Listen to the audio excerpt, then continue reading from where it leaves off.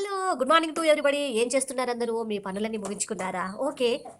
ఈ సంవత్సరం వింత ఏమిటంటే, వేప చెట్టుకి పురుగు పట్టటం చూడం. జనరల్‌గా కొన్ని వస్తువుల్లో వేప కొమ్మలు వేస్తే, వేప ఆకులు వేస్తే పురుగు పట్టవని వేస్తారు.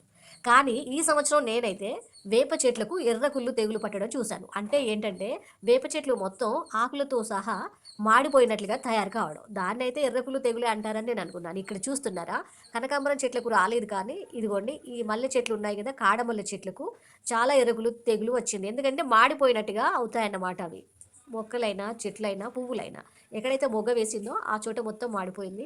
మేము కొంచెం వేరే కెమికల్ గాకుండా న్యాచురల్‌గా ఒక పౌడర్ వేస్తే ఇదిగో ఈ కొంచెం పూలొచ్చాయి కానీ మళ్ళీ స్టార్ట్ అయిపోయాయి. ఒక్కొక్కసారి ఒక్కొక్క జబ్బు వస్తూనే ఉంటుంది. అది వైరస్ వల్ల అవుతుందా?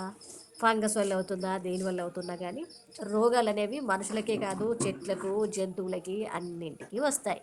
కానీ వాటి నుంచి మనం ఉపశమనం పొందాలన్నమాట.